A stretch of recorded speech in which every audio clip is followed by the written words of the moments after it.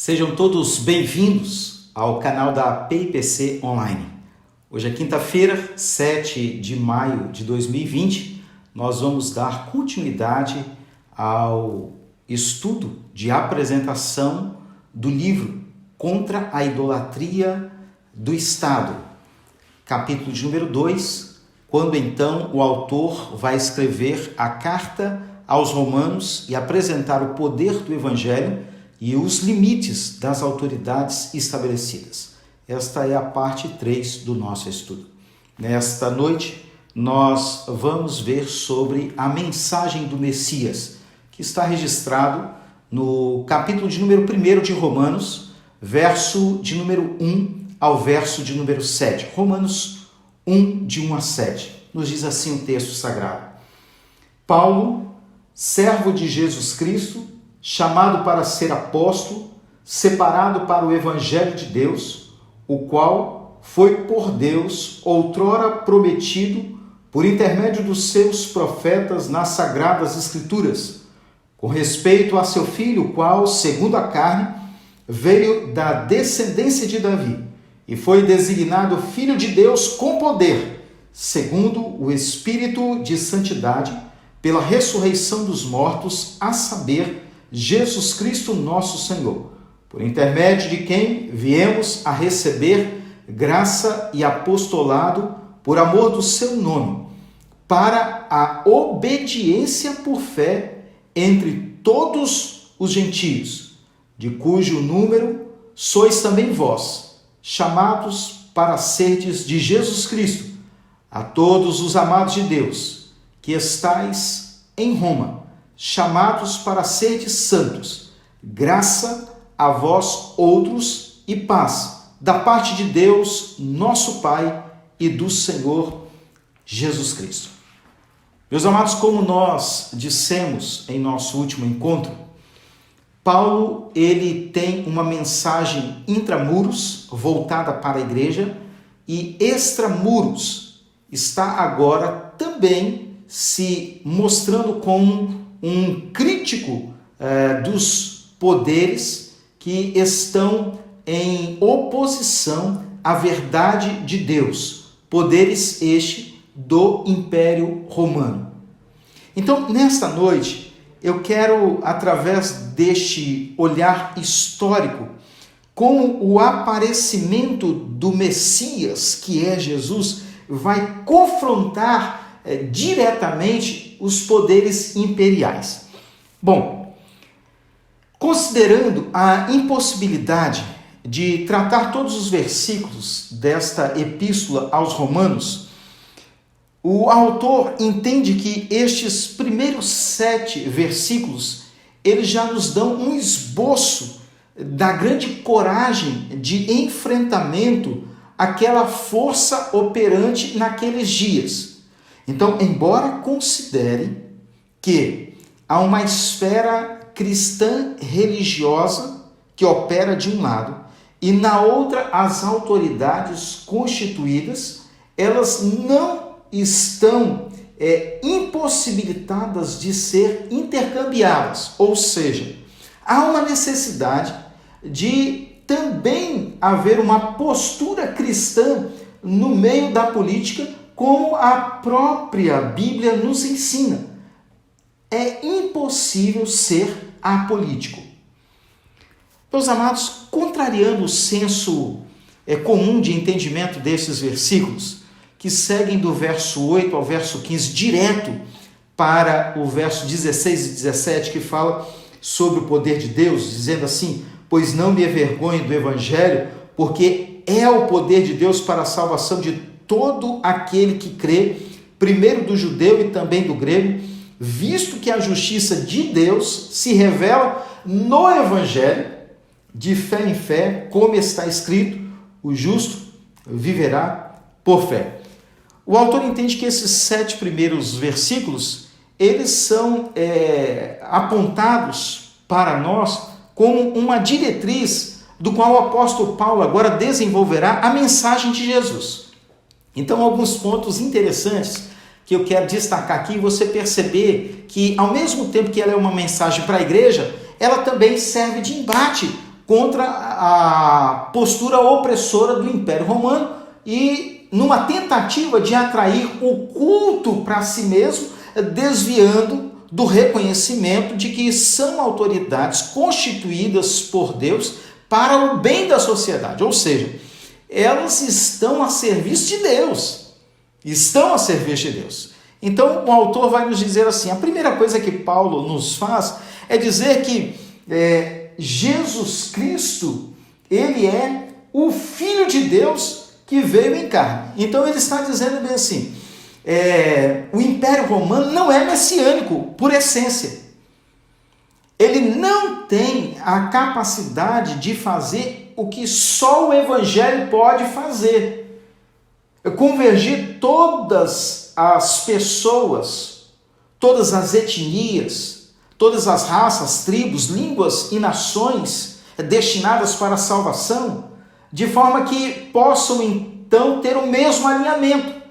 Eles, embora o império imponha leis, o que o Evangelho faz mostra a ineficiência dos impérios romanos constituídos naqueles dias. A segunda coisa é que, como Messias, Jesus é o único capaz de redimir um povo exclusivamente seu. Não há outro que possa ocupar este lugar. Só Jesus ressuscitou dos mortos.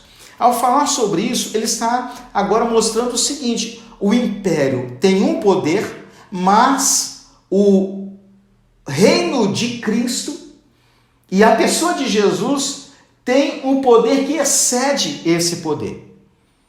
Qual é a base disso tudo? O próprio texto vai nos dizer que o Evangelho é de Deus e ele foi entregue por meio da pessoa de Cristo Jesus, o nosso Senhor, do qual viemos então a receber graça e apostolado por amor ao seu nome e obediência por fé entre todos os gentios. Há uma ordem trinitária que estabeleceu todas essas coisas. Então, embora sejam augustos, embora sejam divinos, embora sejam césares, nenhum desses tem o que o Evangelho tem: a possibilidade de transformar, de redimir, de formar um povo exclusivamente seu. Só o Evangelho pode fazer isso. A outra situação importante que esse texto nos aponta é que esse Evangelho, ele não vem por meio de pessoas. Esse Evangelho veio por meio das Sagradas Escrituras. Então, há um documento testemunhal que referenda o que está sendo praticado entre aqueles homens naqueles dias convertidos a Cristo Jesus. Então, mais uma vez, dentro deste viés histórico, com uma análise crítica da situação dentro do campo político, o autor está nos dizendo assim: embora os decretos sejam eles formulados, nenhum deles tem o poder como tem o decreto de Deus, demonstrado nas Sagradas Escrituras pela vida do seu Filho, Jesus Cristo, capaz de mudar a nossa vida completamente. Quais são os primeiros pontos e principais pontos dessa passagem que nós acabamos de ler aqui? O primeiro deles é da soberania de Deus. Então ele vai dizer bem assim: Paulo é servo de Jesus Cristo, chamado para ser apóstolo, separado pelo Evangelho de Deus. Então ele está sob ordem, né? Existe alguém que está no alto e sublime trono e que ele rege todas as coisas segundo o conselho sábio de sua própria vontade. O Evangelho procede dele. O Evangelho está agora sendo testemunhado por um documento legal que é as Sagradas Escrituras, fonte exclusiva para receber esse próprio Evangelho. Esse Evangelho tem um tratado. O tratado é Jesus, o Messias, o Filho de Deus, aquele que tem o poder. Este Evangelho não faz alusão a personagens políticas. não pontua heróis históricos falíveis. Essas biografias, elas estão dentro de uma composição, contudo, é a pessoa de Cristo que é exaltada. E, em último lugar, ele apresenta o próprio Cristo na sua missão por excelência, que é a redenção. Então, quando o Estado ocupa o papel de redentor, ele está usurpando uma função, ele está usurpando uma localidade, ele está usurpando a autoridade que não lhe é devida. E o autor está dizendo que, ao escrever essa epístola, ele está também mostrando isso, o extramuros. Ele não se conforma com as realidades que estão sendo apresentadas ali. A propiciação, ela vem por meio de Cristo, e a justificação também é mediante a fé em Cristo Jesus. A fé e o arrependimento são os meios pelos quais nós recebemos este evangelho. Enquanto no império é uma questão de imposição, enquanto no império tem que pagar impostos como reconhecimento de uma autoridade sobre a vida desde os 12 anos, a mulher e os homens a partir dos 14 anos, o salário de um dia de trabalho no ano. Paulo está dizendo que o evangelho não é uma barganha, o evangelho não é uma instituição que agora impõe uma lei e cobra por isso. O evangelho é a demonstração da livre graça de Deus operando e agora convergindo um povo para adorar, bendizer e engrandecer o seu nome. A justificação, ou seja, ser declarado justo diante de Deus, mesmo quando somos injustos, merecedores da eterna condenação em Cristo, da eterna condenação sem Cristo, fomos declarados justos em Cristo Jesus. Fomos reconhecidos por causa dos méritos em Cristo Jesus. Então aquilo que eu merecia não foi imputado a mim. E o que eu não merecia, ele me ofertou. É justamente o contrário da mensagem do império usurpador, totalitarista, autoritarista, dessas versões que são também desdobramentos dessa mesma estrutura que está dentro do coração corrupto do ser humano, depravado em sua totalidade por natureza, incapaz de escolher a Deus e as coisas de Deus. Não há um justo sequer, não há quem ame a Deus, não há quem busque a Deus. Quando então fracassamos diante das forças do império ou das autoridades constituídas, o que nós recebemos é a condenação. O evangelho então mostra uma outra realidade, que é o grande perdão de Deus em Cristo Jesus para as nossas vidas. Então essa mensagem é uma mensagem que confronta, é uma mensagem que vai trabalhar como uma ponte crítica contra o Império Romano naqueles dias. A comunidade dos obedientes, pela fé, recebe graça e paz. Então, o que a autoridade constituída promete, muitas vezes não consegue levar a cabo. O Evangelho faz isso para a comunidade dos fiéis, trazendo paz em Cristo Jesus, reconciliando o homem com Deus. O autor, então, vai nos dizer deste livro chamado Contra a Idolatria do Estado, na parte de número 2, ele vai nos dizer a primeira coisa: toda a autoridade derivada é limitada. Nós já falamos isso. Em segundo lugar, o Estado não tem o poder redentivo. Não tem. O Estado não tem a capacidade de suprir todas as áreas fundamentais da vida humana. Cristo tem. Isso é um choque. Isso é uma mensagem que causa um profundo estranhamento, até mesmo a preocupação dos cristãos de que esta carta pudesse vir a cair em mãos erradas, ou seja, algum agente do Império Romano, de forma que se intensificasse até mesmo a perseguição, porque um outro evangelho estava sendo anunciado naquele lugar. Em quarto lugar, as autoridades, elas cumprem funções concedidas por Deus. É por isso, capítulo 13, que vai dizer que ela tem o poder da espada, né? Ou seja, ela tem autoridade para punir o mal, preservando a sociedade. Então, Paulo começa dizendo aqui que Jesus é de uma linhagem real, vem da linhagem de Davi, ele é o Filho de Deus, o único Messias legítimo. O Império Romano, embora se veja nessa posição imponente, no auge do seu poder, contudo, o seu evangelho, a sua boa nova de Roma, ela é uma falácia. Ela é incapaz de promover o que a Bíblia, como livro de observação, de estudo, livro que traz ensinamento ao nosso coração, propõe fazer à nossa vida.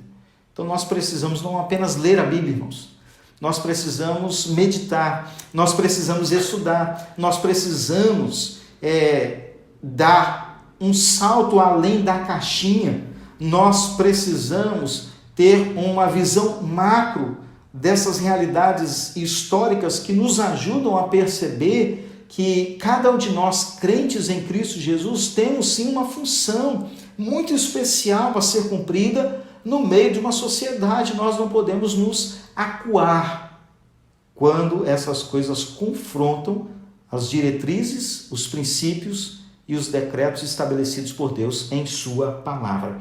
O Evangelho é a verdade que questiona todas as outras pseudo-verdades. Havia uma linguagem própria utilizada pelo Império Romano. Isso é muito interessante, porque quando o imperador visitava uma outra cidade, à frente deste imperador ia um mensageiro. E esse mensageiro que estava à frente do seu cortejo, ele trazia uma boa nova. E a boa nova era: aquele que detém o poder é excelso entre os homens. Então, quando Paulo escreve esta epístola tão extraordinária, de grande edificação na nossa vida, ele está dizendo bem assim: o Evangelho de Deus é que tem todo o poder. Nós somos os mensageiros que anunciamos essas boas novas de grande salvação ao homem.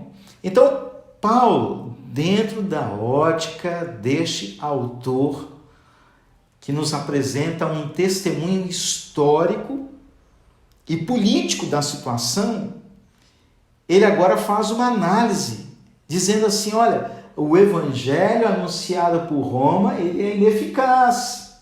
Não deposite a sua confiança. Não é isso, irmãos, que o Salmo de número 146 nos diz? Não confieis em príncipes, nem nos filhos dos homens, em quem não há salvação. Não há salvação. O único investido de autoridade é o Senhor Jesus.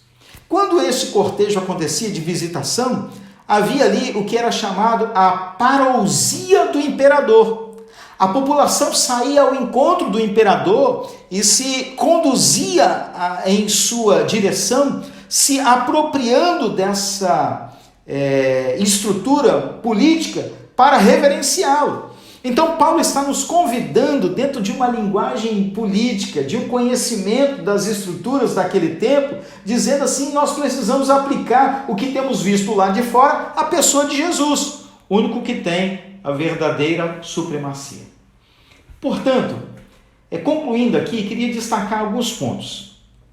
Vamos considerar que César, em seu tempo de imperador, chamado o Augusto Imperador, se denominava como o Senhor daquele tempo. Nero, quando assume também essa titularidade, de igual forma se apresenta. E Nero, então, depois dos 8 primeiros anos, do qual ele prepara o ambiente para verdadeiramente mostrar quem ele é, ele começa a perseguir os crentes justamente por causa do Evangelho. E qual é a artimanha dele? Em primeiro lugar, Nero dizia bem assim: esses ateus não podem estar entre nós. Por que ateus? Porque estes adoravam a um Deus invisível, irmãos. A um Deus invisível. Em segundo lugar, considerava-os como subversivos. Por que eram subversivos? Porque eles não adoravam o imperador, adoravam a Deus, prestavam culto a Deus, confiavam a sua salvação em Cristo Jesus, estavam em reuniões onde era compartilhado o corpo e o sangue de Cristo. Por que esses homens estão sendo perseguidos? Porque consideravam a Jesus como o único Salvador e Senhor de suas vidas. Isso era demais para a cabeça imperiana. Isso era demais para estes homens que estão agora no poder, vaidosos, trazendo sobre si indumentárias que geravam até mesmo um estranhamento entre as pessoas se relacionarem com ele. E de repente vem um homem que diz bem assim: Jesus é relacional, Jesus é Senhor, ele é o dono, ele é o Filho de Deus, ele possui todas as coisas. A sua mensagem serve como instrumento de perseguição. Por que Nero passou a perseguir como os outros também? Porque estes atribuíam todo o poder e toda a justiça a Deus. E isso era uma grande ofensa ao Estado, uma desonra para o império. Portanto, o que o autor está nos ajudando a enxergar a partir deste capítulo 2 de seu livro e dessa epístola aos Romanos é que a igreja não presta culto ao Estado. Reconhece a sua autoridade como uma autoridade constituída, instituída por Deus. Mas o culto é tão somente a Deus, o único e verdadeiro Deus, contra a idolatria do Estado. Nos ajuda a ter uma percepção histórica e política da ação dos servos do Senhor dentro da história da redenção. Que Deus muito o abençoe, em nome e por amor de Jesus. Amém. Deu 23. Tá bom. Acho que deu. Acho que essa é mais